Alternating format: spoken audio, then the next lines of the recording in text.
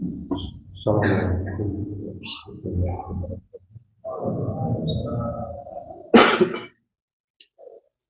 Alhamdulillah.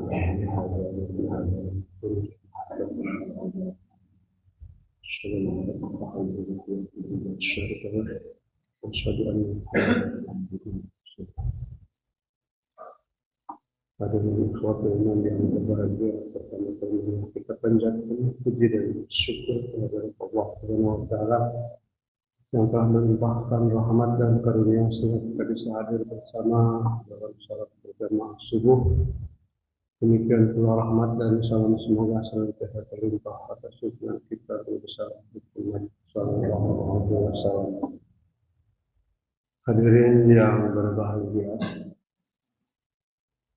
dalam kata-katanya tadi Imam menyebutkan satu kalimat atau frase wattaqullah innallaha khabirun bima ta'malun. Di situ ada kata takwa dan ada kata khabir dan ada kata ta'malun. Kata wattaqullaha tidak wattaqullah atau wattaqullah.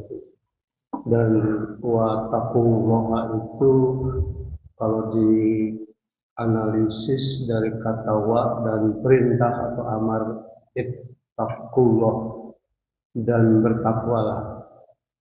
Karena amar di situ awalnya dari wa ittaqullaha, tapi kalau dirangkai jadi wattaqullaha dan dilanjutkan dengan innallaha khabirun bima ta'malun. Dan bertakwalah kepada Allah, sesungguhnya Allah khabir, maha tahu dengan sangat teliti bima dengan apa-apa yang engkau ta'malun yang apa-apa yang engkau lakukan.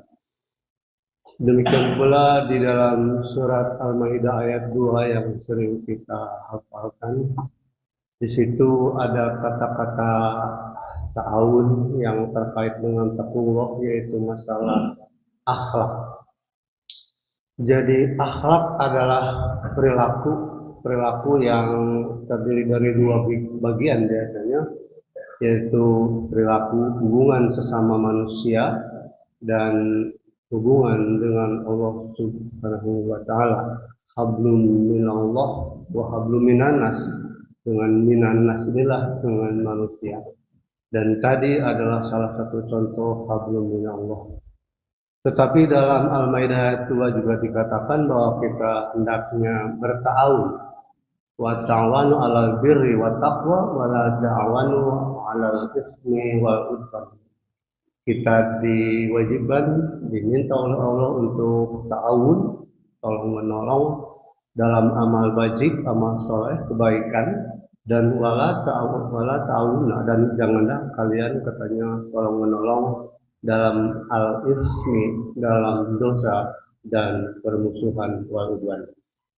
Hadirin, itu adalah contoh ayat-ayat yang mendasari bagaimana akhlak sesuatu hal yang penting dalam hidup dan kehidupan kita.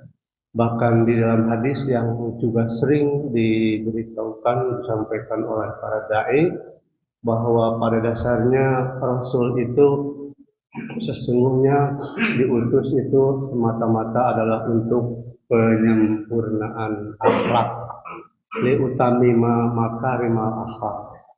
Jadi katanya innaka bu'istu, ada kata tu di situ artinya aku, kata Nabi Muhammad. Aku itu diutus, sesungguhnya innama itu aku diutus liutamima. Jadi yang paling utamanya itu, yang paling pokoknya itu adalah makarimal akhlak. Bagaimana kita ini akan disempurnakan akhlaknya, itu tugas katanya dari Rasulullah Shallallahu Alaihi Wasallam. Akhlak adalah bagian dari hidup dan kehidupan manusia yang mengatur apa yang akan kita kerjakan, apa yang harus kita lakukan dan tindakan atau perilaku dalam keseharian. Dan akhlak itu ada kaitannya dengan beberapa yang lain, hal yang lain, misalnya etika. Tentu berbeda etika dengan akhlak. Etika itu lebih mengacu kepada aturan yang sifatnya filosofis, prinsip yang harus dipegang yang sifatnya filosofis atau akademis, etika. Misalnya bagaimana dilema tidaknya langkah atau perilaku berbohong. Ini adalah urusan etika, bagaimana orang-orang hukum memperbincangkan seseorang yang harus melakukan apa, langkahnya, salah benarnya seperti apa diatur dalam etika, misalnya dalam satu prinsip bernegara. Selain etika, kita juga bisa mengaitkan akhlak, ada hubungannya, ada penggolongannya, yaitu dengan moral. Moral lebih kepada norma yang berlaku dalam suatu masyarakat tertentu. Misalnya kalau orang yang bersalah itu ya harus dihukum, itu adalah normatif. Bagaimana kesalahannya, berapa hukumannya, itu kaitannya dengan etika, tetapi lebih kepada norma, karena lebih kepada norma-norma yang harus dipegang oleh suatu golongan atau kaum tertentu. Yang terakhir adalah adab, al-adab. Jadi yang terakhir adalah terkait dengan adab, satu lagi. Adab lebih kepada sesuatu yang kaitannya dalam hal tata krama, bagaimana kita misalnya akan menghadapi orang yang berduka, bagaimana kita berkunjung ke kuburan, bagaimana kita hormat kepada orang tua, ada sesuatu yang harus kita lakukan langkah-langkah. Itu adalah adab, sesuatu yang perlu kita perhatikan pula, bahwa dalam agama dikatakan bahwa sesungguhnya engkau memiliki adab yang sangat tinggi.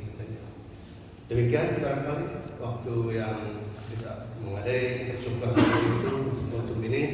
Mudah-mudahan ada manfaatnya, hubungan antara etika, akhlak, moral, dan juga adab. Billahi taufiq wal hidayah. Wassalamualaikum warahmatullahi wabarakatuh.